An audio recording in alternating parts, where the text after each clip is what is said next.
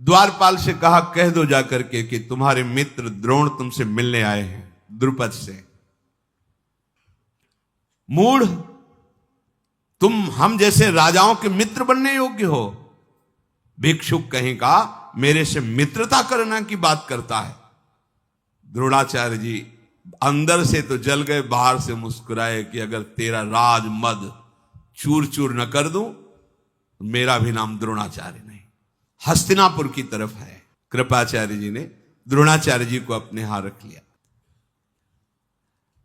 एक दिन पांडव और कौरव गुल्ली डंडा खेल रहे थे, तो उनकी गुल्ली कुएं में चली गई। द्रोणाचार्य जी बाहर बैठे भगवत चिंतन कर रहे थे। अब वो कुएं में चली गई तो कैसे निकालें, तो बार बार झांक रहे थे ऐसे से। द्रोणाचार्य जी आए और कहा, तुम क्षत्रिय राजकुमार हो, धिक्कार तुम्हारे क्षत्रियत्व को, ये क्या प्रयास है तुम्हारा? अंगूठी उतारी, कुएं में फेंकी और कहा, देखो क्षत्रिय का बल होता है अस्त्र विद्या।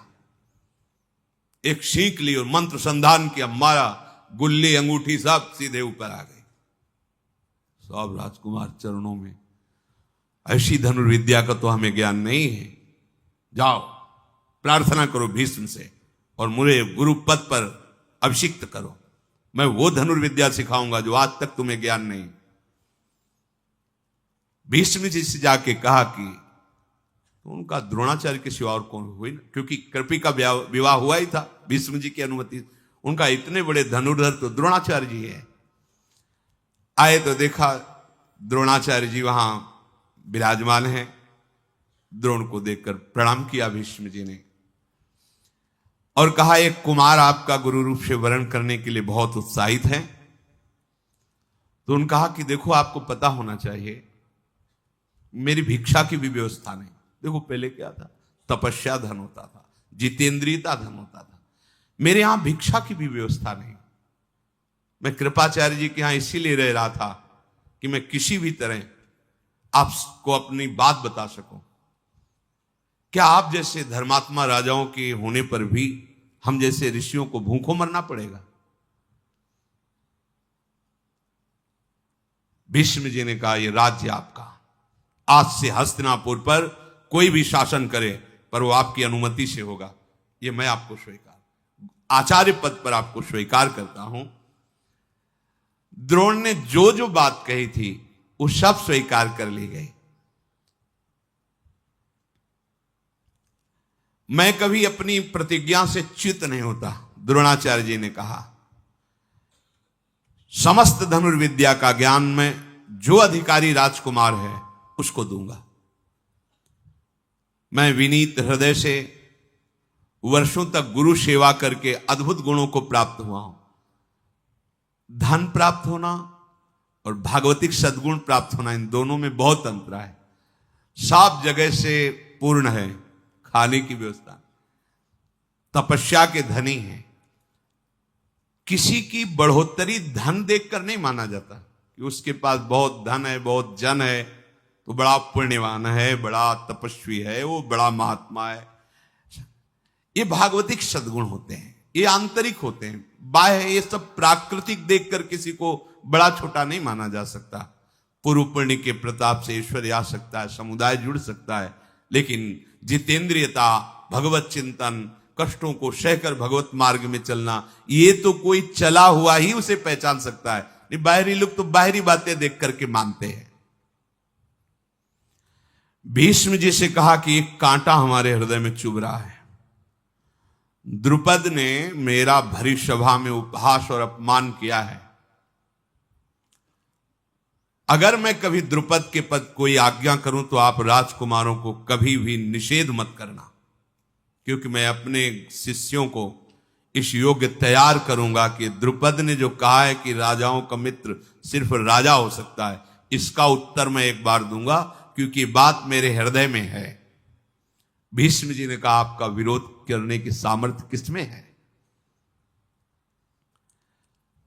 द्रोणाचार्य जी ने कहा, जानते हो मैं किस दुख से दुखी हूं। एक बार अश्वत्थामा कुछ बालकों के साथ खेल रहा था तो किसी ऋषि पत्नी ने उन्हें दूध पिलाया। वो घर में आके दूध के लिए बहुत व्याकुल हुआ तो जंगली चावल का धोवन उसे पिलाया गया। उसने कहा नहीं, मुझे दूध ही चाहिए। तो मैं उसी से प्रेरित होकर भगवान परशुराम के पास गया था कि कम से कम एक गाय तो दे देंगे, उनके पास कुछ नहीं बचा, मुझे अस्त्र विद्या दी। फिर प्रेरित होकर इसी बात से मैं द्रुपद के पास गया था, लेकिन उसने अपमान किया। अपने पुत्र को इस स्थिति में देखकर मैं दुखी हूं। मैंने तो कंदमूल फल से अपना जीवन काटा है। भीष्म जी ने कहा अश्वत्थामा को भी सम्मान के साथ हस्तिनापुर में बुलाया जाए। कृपी द्रोणाचार्य अश्वत्थामा उनके लिए एक महल दिया, सारी सुविधाएं दी। मनुष्यों में महातेजस्वी द्रोणाचार्य जी ने भीष्म जी के द्वारा दिया हुआ महल स्वीकार करके वहां रहने लगे। भीष्म जी ने पांचों पांडव और ये 100 जो कौरव हैं, इनके गुरु पद पर द्रोणाचार्य जी का वरण किया। अकेले बैठे हुए थे द्रोणाचार्य जी एक दिन, तो शिष्यों से बात कही, राजकुमारों, मेरे मन में एक कार्य करने की इच्छा है। मैं तुम्हें अस्त्र विद्या सिखाऊंगा, क्या तुम मेरा वो कार्य कर सकते हो? सबने हाथ जोड़कर कहा, हां गुरुदेव, आदेश कीजिए। अगर गुरु की आज्ञा का शिष्य पालन न करे तो शिष्य ही कैसा। और उनका द्रुपद को बंदी बनाकर मेरे चरणों में लाना। बाण मार दे बाहर से तो घाव भर सकता है, लेकिन अपमान का जो शब्द है वो हृदय में कांटे की तरह चुभता रहता है। इसीलिए कहा जाता है कि बाणी एक अमोल है, जो कोई बोले जानी, ये तराजू तौल के तब मुख बाहर आनी। जब ये बात कही तो सब चुप हो गए। द्रुपद कोई साधारण है, महाबलशाली राजा है। अर्जुन अकेले खड़े हुए, उनका किसी के सहयोग की जरूरत नहीं। गुरुदेव, जिस समय आपका आदेश होगा उस समय द्रुपद को बंदी बना के आपके चरणों में अकेले डालूंगा। आचार्य ने अर्जुन को बुलाया, हृदय से लगाया और मस्तक सूंघा। वीरवर, आज से ही मैं तुम्हें पृथ्वी का सर्वश्रेष्ठ धनुर्धर होने का वरदान देता हूं। प्रत्यंचा बाद में चढ़ा के सिखाएंगे, पहले आशीर्वाद। ये समर्पण होता है। बैठे तो सब हैं, समर्पण। गुरुजनों के हृदय की वस्तु का अधिकारी वही होता है जो समर्पित चित्त हो। समर्पित चित्त अपना महत्व नहीं, अपनी मनमानी नहीं, अपनी कोई चाह नहीं। अब जो ही कहां करें हम सोई, आयुष लिए चले निज दासी। पराक्रमी द्रोणाचार्य जी ने देवता, दैत्य, गंधर्व, सब जितने अस्त्र हैं, सब का ज्ञान पांडवों को और कौरवों को कराया। पर ग्रहण करने की शक्ति सबसे ज्यादा अर्जुन में आई, समर्पण की भावना में। ऐसे सत्संग हो रहा है, उपदेश हो रहा है, यहां से निकल जाएगा सर से। यदि आपका मन अहंकार रहित होकर गुरुदेव के चरणों में समर्पित है, तो वचन जाप के आपको घसीटेंगे प्रभु की तरफ। अहंकार गलित होता चला जाएगा और आत्मस्वरूप प्रकाशित होता चला जाएगा।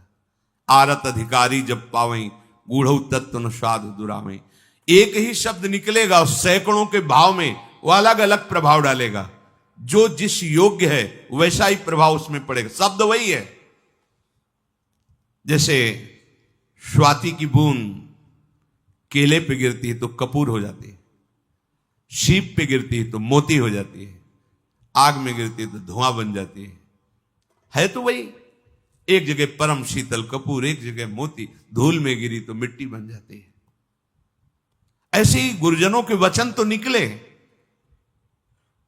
चातक के मुंह में स्वाति का बूंद जीवन बन जाता है। जो चातक की तरह हैं उनका हृदय अध्यात्म रस से भर जाता है। जो मनमानी आचरण करने वाले और जो दोष दृष्टि रखने वाले, वो सत्संग सुनेंगे, पर सत्संग में दोष क्या है? अरे वो चीज ढूंढेंगे जिससे वो निंदा कर सके, वस्तु तो वही है, अधिकार के अनुसार अपना प्रभाव दिखाती है। पराक्रमी द्रोणाचार्य जी ने मंगलाचरण करके पांडवों और कौरवों को धनुर्विद्या सिखाने लगे। अस्त्र विद्या में समस्त कुमारों को प्रवीण करने के लिए बड़ी सावधानी से अलग अलग गदा युद्ध, तलवार चलाना, बर्छी चलाना आदि आदि। जब ये प्रचार हुआ कि द्रोणाचार्य जी पांडव और कौरवों को शिक्षा दे रहे हैं, तो वृष्णिवंशी, अंधक वंशी और भी राजकुमार सम्मिलित हुए आकर के। उसी में कर्ण भी सम्मिलित हुआ द्रोणाचार्य जी की अस्त्र शिक्षा लेने के लिए। कर्ण इतने प्रवीण थे कि जो अर्जुन को द्रोणाचार्य जी सिखाते वो बिना सिखाए सीख जाते। एक बार देख लिया, क्योंकि अर्जुन को सर्वश्रेष्ठ धनुर्विद्या का ज्ञाता बनाना चाहते थे द्रोणाचार्य जी, और बनाया भी। कर्ण ये नजर रखता था क्या शिक्षा दे रहे हैं। यही शिष्य की उत्तम वृत्ति है कि अपने गुरु की प्रत्येक उपदेश, वो चाहे किसी को हो रहे हो, उन्हें सावधानी से सुनकर अपने हृदय में उतारना चाहिए। कर्ण बहुत ही प्रवीण बुद्धि वाले थे। बुद्धि को प्रकाश देने वाले भगवान सूर्य से प्रकट हुए हैं कर्ण, इसलिए बहुत ही बुद्धिमान। अमर्ष में भरा हुआ दुर्योधन जब कर्ण को देखता कि वैसी ही प्रवीणता है, तो उसको लगता कि भीम को संभालने के लिए तो मैं हूं, और अर्जुन को संभालने के लिए एक कर्ण अगर मेरा मित्र बन जाए तो मैं पांडवों पर सहज विजय प्राप्त कर सकता हूं। पांडुनंदन अर्जुन कभी किसी से बात नहीं करते थे। गुरु की आज्ञा में रहकर हर समय धनुर्विद्या का अभ्यास। आचार्य द्रोण ने देखा कि सब विश्राम करते हैं, लेकिन अर्जुन अभ्यास परायण है। द्रोणाचार्य जी के उपदेश को ग्रहण करके अर्जुन अनुपम प्रतिभाशाली, जो शिक्षा दी उसको अभ्यास के द्वारा सिद्ध कर ली। द्रोणाचार्य जी को शिष्यों में प्रियता तो थी, पर पुत्र में विशेष होती है, इसलिए सब शिष्यों को पानी लाने के लिए भेजते। सुराही जैसा उसका मुख, नीचे बहुत बड़ा पात्र, जिससे सरोवर में काफी समय लगता उसको भरने में। अर्जुन को भी वैसा पात्र देते। और अश्वत्थामा को बड़े मोहरे का, गए डुबोया भाग के आ गए, तो वो गुप्त दिव्य अस्त्र जो अन्य शिष्यों को नहीं देना चाहते थे, ब्रह्मास्त्र आदि, वो अश्वत्थामा को देते। अर्जुन ताड़ गए कि गुरुदेव ऐसा कर रहे हैं, तो अश्वत्थामा दौड़कर भरने जाता, वो वरुणास्त्र से, सुराही में ही सीधे पानी वरुणास्त्र से भर के पहुंच जाते। जो अश्वत्थामा को सिखाते हैं वो सीखते हैं। अर्जुन की इस लगन को देख करके अश्वत्थामा को जो नहीं सिखाया वो भी अर्जुन को सिखा दिया। ब्रह्मास्त्र को वापस करना अश्वत्थामा को नहीं आता था, अर्जुन को आता था। अर्थात गुरु की प्रियता का वही पात्र बन सकता है जिसको लक्ष्य की प्राप्ति में प्रबल लगन हो। कुछ भी हो जाए, लक्ष्य की प्राप्ति करनी है, ऐसा। अर्जुन वरुणास्त्र से अपने कमंडल को भरकर आचार्य पुत्र के साथ वो गुप्त रूप से दिव्यास्त्र सीखते। बड़ा अभ्यास किया अर्जुन ने, जब देखो तब अभ्यास में। द्रोणाचार्य जी ने रसोइये से कहा अर्जुन को कभी अंधेरा ना होने पावे भोजन के समय। एक दिन ऐसी वायु चली कि दीपक बुझ गया, स्वाभाविक हाथ ऐसे जा रहा है। अर्जुन ने विचार किया कि ये क्यों बिना प्रकाश के हाथ मुख में ही जा रहा है, इसका मतलब अभ्यास। तो इसका मतलब अंधकार में बिना देखे भी लक्ष्य भेदा जा सकता है। अभ्यास शुरू कर दिया। रात्रि में लक्ष्य भेदना, बिना देखे लक्ष्य भेद देना बड़ी सामर्थ्य अभ्यास में होती है। द्रोणाचार्य जी विश्राम कर रहे थे, साए साए आवाज सुनाई दी, उठ के गए, देखा रात्रि के घोर अंधकार में लक्ष्य भेद पर अर्जुन तत्पर है। जब सब राजकुमार सो रहे हैं, द्रोण ने कहा, अर्जुन मैं बहुत प्रसन्न हुआ तुम्हारे प्रयास से। संसार में फिर दोबारा कहता हूं कि तुम्हारे जैसा कोई धनुर्धर नहीं होगा, ऐसा मैं आशीर्वाद देता हूं। द्रोणाचार्य जी ने अश्व पर चढ़ना, गजराज पर चढ़ना, रथों पर चढ़ना, भूमि पर खड़े होकर अपने शत्रु पक्ष का विनाश करना, ये सब कलाएं सिखाई। ऐसा चल ही रहा था कि काले रंग का राजकुमार जैसा कुमारावस्था का पुरुष पधारा और कहा, मैं निषाद राज हूं, हिरण्यधनु का पुत्र एकलव्य हूं और आपको गुरु के रूप में वरण करता हूं। आप मुझे धनुर्वेद की शिक्षा दीजिए। वो ऐसा कह रहा था कि द्रोणाचार्य जी की दृष्टि कौरवों पर पड़ी तो सब क्रुद्ध होकर देख रहे थे कि ये भील हमारे साथ कैसे एक साथ धनुर्विद्या ग्रहण करे। नहीं, द्रोणाचार्य जी ने कहा, हम तुम्हें धनुर्विद्या नहीं दे सकते, तुम जंगल में रहने वाले किरात हो, हम राजकुमारों के साथ तुम्हें नहीं रख सकते। देखो, गुरु कह दे शिष्य से कि हम तुम्हें शिष्य नहीं मानते, कुछ नहीं बिगड़ा। शिष्य हृदय में स्वीकार कर ले मैं गुरु मानता हूं, सब बन जाएगा। गुरु खूब कहे तुम हमारे शिष्य हो, पर तुम बात ना मानो तो बिल्कुल कल्याण नहीं होगा। एकलव्य जी को द्रोणाचार्य जी ने मना कर दिया, मैं तुम्हें शिक्षा नहीं दे सकता, तुम्हारा शिष्यत्व अस्वीकार करता हूं। एक बार भर दृष्टि देखा, साष्टांग प्रणाम किया और कहा, आजीवन के लिए मैं आपको गुरु रूप से वरण करता हूं, आप स्वीकार करें ना करें। चला गया। बहुत एकाग्रता पूर्वक चिकनी मिट्टी से द्रोणाचार्य जी की मूर्ति बनाई उसने, और बस रोज साष्टांग प्रणाम करके 4 परिक्रमा करके और धनुष पर प्रत्यंचा चढ़ाकर द्रोणाचार्य का ध्यान करते हुए धनुष बाण का अभ्यास करने लगा। बिना सिखाए समस्त धनुर्विद्या उसके अंदर आ गई। ये देखो, ये है गुरु का वरण करना।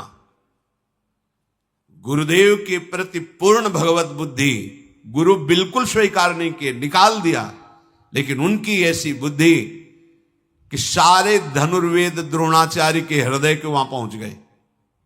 ये महिमा होती है।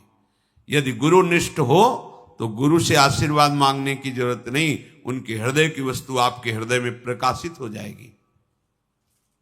गुरु के मानने से नहीं, शिष्य के मानने से होता है। एक दिन कौरव और पांडव द्रोणाचार्य की आज्ञा से वन विहार करने के लिए निकले हुए थे। उसी में किसी के साथ एक कुत्ता भी साथ था। वहां आखेट करते हुए एकलव्य, तो कुत्ता एकलव्य को देखकर फटे पुराने चिथड़े, काला शरीर, भारी जटाएं, तो भूंकने लगा। जो ही भूखा, एक साथ इतने बाण मारे कि सब अलग अलग लगे, मुंह भर गया और एक बूंद खून नहीं। अर्जुन जी पास में खड़े थे, उन्होंने कहा कि ऐसी हस्तलाघ हो, इतनी शीघ्रता और कहीं घाव नहीं। गजब का धनुर्वेद का ज्ञान, ऐसा महावीर त्रिभुवन में मैंने नहीं देखा। आगे जाकर देखा, मैल शरीर में जमा हुआ है, काला शरीर का रंग है, फटा सा एक मृगचर्म नीचे धारण किए हुए है, हाथ की फुर्ती, लक्ष्य का वेधने का ज्ञान। लज्जित हो गए अर्जुन। मेरे में भी ऐसी सामर्थ्य नहीं। इतना जल्दी वो भूखा, और अलग अलग बाण, और कहीं घाव नहीं, कहीं रक्त नहीं, और पूरा भर गया मुंह बाणों से। कुत्ते को कोई हानि नहीं। नजदीक गए और कहा, तुम कौन हो, किसके पुत्र हो, और धन्य है तुम्हारे गुरुदेव को जो ऐसी धनुर्विद्या दी। कौन है तुम्हारा गुरुदेव? उन्होंने कहा, राजकुमारों, मैं हिरण्यधनु का पुत्र एकलव्य हूं। भगवान द्रोणाचार्य का मुझे शिष्य जानो, और मैंने धनुर्वेद में विशेष परिश्रम करके गुरु कृपा से पूर्णता प्राप्त कर ली है। वो तो निराश हो गए कि द्रोणाचार्य जी ने तो मुझे कहा था सर्वश्रेष्ठ धनुर्धर होने का। अर्जुन बार बार एकलव्य की सराहना करते हुए अब मन नहीं लगा, वापस आ गए सब। अर्जुन ने एकांत में द्रोणाचार्य जी को प्रणाम करके कहा कि उस दिन तो आप हमें हृदय से लगा के कह रहे थे कि विश्व में तुम्हारे जैसा कोई धनुर्धर नहीं होगा, पर मैंने ऐसा धनुर्धर देखा जो मैं उसकी बराबरी नहीं कर सकता। कुत्ते की आवाज के साथ उसके मुख को भर देना, और उसमें के मुख में घाव ना होना, एक बूंद रक्त ना आना, इतनी शीघ्रता से इतने हस्त लाघव गुरुदेव, और वो आपका शिष्य है, ऐसा कहता है। आचार्य कुछ देर मौन और ध्यानस्थ रहे, फिर कहा, चलो हमारे साथ चलो। वहां गए, एकलव्य ने देखा कि मेरे भावना में विराजमान गुरुदेव साक्षात आए हैं। धनुष प्रत्यंचा चरणों में रख के साष्टांग दंडोत हुआ, परिक्रमा की, और हाथ जोड़कर सर झुकाकर खड़ा हो गया। गुरुदेव आदेश कीजिए। शिष्य वही है, उसी का जीवन धन्य है जो गुरुदेव को प्रसन्न कर सके। गुरुदेव आपकी प्रसन्नता के लिए ये प्राण भी समर्पित हैं, आज्ञा कीजिए। द्रोणाचार्य जी ने कहा, तुम मुझे गुरु मानते हो? जी। तो गुरुदक्षिणा दीजिए, आज्ञा कीजिए। और धनुर्विद्या में सबसे ज्यादा कार्य दाहिने अंगूठे का होता है। ये दाहिना अंगूठा गुरुदक्षिणा में दे दीजिए। 1 सेकंड नहीं लगाया, काट कर अर्पित कर दिया। बिना अंगूठा के धनुर्विद्या। फिर द्रोणाचार्य जी ने कहा, धन्य, तुम्हारे जैसा शिष्य कोई बिरला ही होता है। मैं बहुत प्रसन्न हुआ। तुम यद्यपि उस कोट के धनुर्धर तो नहीं रहोगे अंगूठा काटने के कारण, फिर भी मैं तुम्हें प्रक्रिया बताऊंगा जिससे तुम्हें कोई परास्त नहीं कर पाएगा। पर इसके परिणाम से तुम्हें वो लोग प्राप्त होंगे जो बड़े बड़े याज्ञिक और तपस्वियों को प्राप्त होते हैं। तुमने मुझे प्रसन्न कर लिया। द्रोणाचार्य जी बहुत प्रसन्न होकर मध्यमा और तर्जनी, इन दो की, पर वो जो अंगूठे से होता है, इसीलिए सर्वश्रेष्ठ धनुर्धर अर्जुन रहे। नहीं, एकलव्य उनसे बढ़कर था। एक गुरु के समीप रहकर गुरु के सिखाने से ऐसा धनुर्धर, और एक गुरु की पूर्ण समर्पण वृत्ति में है तो मिट्टी की मूर्ति बनाकर इतना बड़ा धनुर्धर। यह अध्यात्म मार्ग समीप रहना या दूर रहना, इसका कोई महत्व नहीं। यदि आप गुरु पर भाव रखकर उनकी आज्ञा पर चलते हो तो लाखों कोस दूर होने पर भी आप गुरु के समीप ही रह रहे हैं। और समीप रह रहे हैं, उनकी आज्ञा का उल्लंघन करें तो समीप रहते हुए भी आप लाखों कोस दूर हैं। गुरु के हृदय की वस्तु को आप झांक नहीं सकते, पा नहीं सकते। अब उतनी शीघ्रता से बाण संधान करना तो नहीं हो पाया एकलव्य का, तर्जनी और मध्यमा से, जैसा अंगूठे से होता था। पर द्रोणाचार्य जी भरे राजकुमारों की सभा के बीच में कभी कभी एकलव्य की गाथा गाते। ये मिला एकलव्य को कि गुरु शिष्य का यशगान करता है। धन्य है ऐसा शिष्य, धन्य है ऐसा वीर। एक बार भी नहीं कहा कि गुरुदेव अंगूठा चला जाएगा तो फिर धनुष कैसे। अच्छा, वो जंगल में रह करके जीवन व्यतीत करते हैं, उनको अनिवार्य है धनुर्विद्या का ज्ञान होना। द्रोणाचार्य जी ने गदा युद्ध में दुर्योधन और भीमसेन ये दोनों आगे निकले। सबको गदा युद्ध सिखाया, पर ये दो आगे निकले, दुर्योधन और भीमसेन। अश्वत्थामा धनुर्वेद के रहस्यों की जानकारी में बहुत बढ़ चढ़कर हुए। नकुल सहदेव तलवार की कला में सबसे आगे निकले, और भाला चलाने में महाराज युधिष्ठिर बिना देखे भी आवाज पर भाले से प्रहार कर सकते थे महाराज युधिष्ठिर। बुद्धि की, मन की एकाग्रता, उत्साह, अस्त्र विद्याओं की प्रवीणता, अस्त्रों का अभ्यास, गुरु के प्रति समर्पण, ये सब अर्जुन का सबसे ऊंचा था। धृतराष्ट्र के पुत्रों के हृदय में दुष्टता वास करती थी। वो पांडवों को प्रवीण देख करके बहुत हृदय में जलते थे। खास करके भीमसेन को देखकर दुर्योधन का हृदय जलता ही रहता था। नरश्रेष्ठ द्रोण ने एक दिन सबसे कहा कि हमने जितनी हमको गुरु कृपा से विद्याएं प्राप्त थी सब सिखा दिया, आप सब लोग एकत्रित होइए और परीक्षा दीजिए। एक बहुत छोटे से गीध की रचना करवाई काष्ठ की, और एक विशाल वृक्ष की ऊंचाई पर उसे टांग दिया, और सब राजकुमारों से कहा आसन में हो जाओ, वीरासन में, और इस गीध की गर्दन काट के गिरानी है।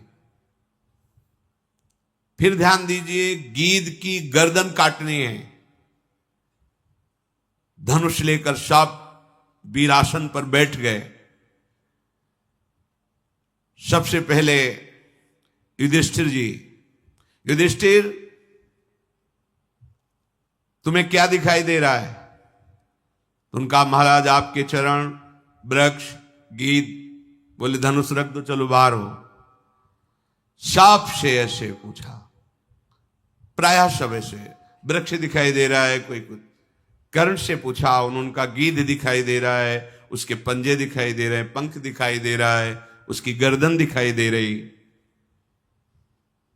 रख दो, धनुष रखो, तुम अभी संधान की योग्यता तुम्हें प्राप्त नहीं है। अर्जुन जी से कहा तुम्हें गीध की गर्दन पर वार करके उसकी गर्दन काट के गिरानी है। मेरी आज्ञा का इंतजार करो। हां, बोलो तुम्हें क्या दिखाई दे रहा है? अर्जुन ने धनुष को खींच करके लक्ष्य पर दृष्टि रख करके कहा, गुरुदेव केवल गीध की गर्दन दिखाई दे रही।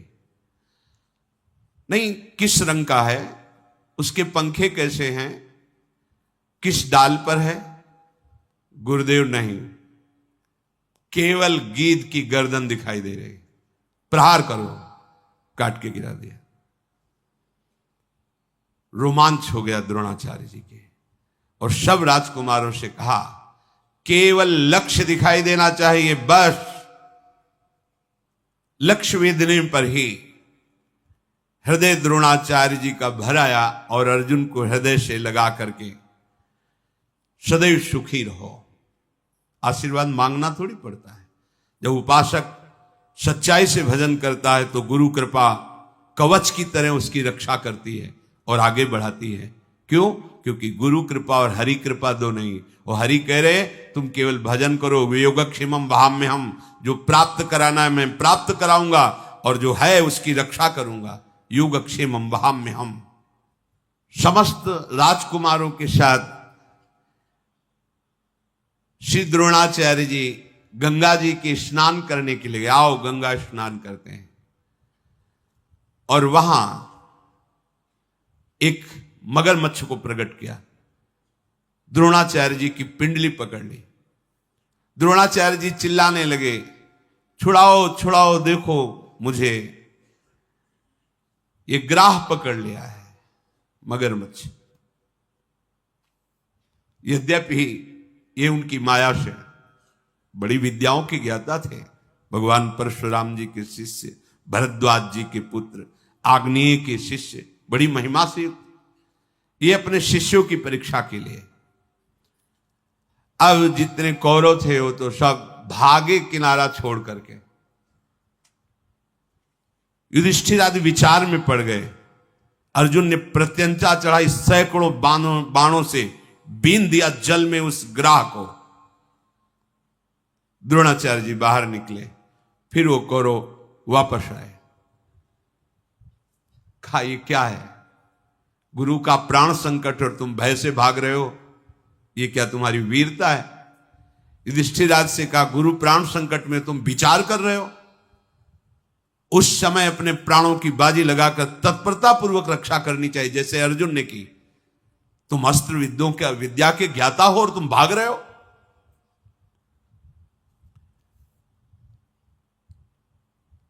बहुत प्रसन्न हुए द्रोणाचार्य जी और सबके बीच में वहीं गंगा किनारे अर्जुन से कहा स्नान करो, और एक अमोघ अस्त्र दिया जिसे ब्रह्मशिर नाम का अस्त्र कहते हैं। उसकी विधि, उस अस्त्र का संचालन करना, उसको वापस करना, और कहा अर्जुन कभी इसे किसी मनुष्यों पर प्रहार मत कर देना, नहीं पूरी सृष्टि को भस्म कर देगा। जब कोई दैवी शक्ति संपन्न या आसुरी शक्ति संपन्न कोई बहुत बड़ा बलवान त्रिभुवन विजेता हो, तब इस अस्त्र का संधान करना, अर्थात पूरी सृष्टि का विनाश करने में सामर्थ्य, और इस अस्त्र को कोई मिटा दे ऐसा कोई अस्त्र नहीं है। अर्जुन ने तथास्तु कहकर द्रोणाचार्य जी को प्रणाम करके इस महामहिम पूज्य ब्रह्मशिर नामक अस्त्र को धारण किया। जब द्रोणाचार्य जी ने देखा कि ये राजकुमार अस्त्र विद्या में प्रवीण हो चुके हैं, तब कृपाचार्य, सोमदत्त, वाल्मीकि, गंगानंदन, भीष्म, भगवान व्यासदेव जी, विदुर जी, धृतराष्ट्र जी, इन सबको बुलाया और कहा ये राजकुमार संपूर्ण अस्त्र शस्त्र विद्या से प्रवीण हो चुके हैं। हम सब राजकुमारों का योग्य जो शास्त्र विद्या में, शस्त्र विद्या में, राजनीति में प्रवीण हुए एक रंगमंच बनाया जाए और इनका युद्ध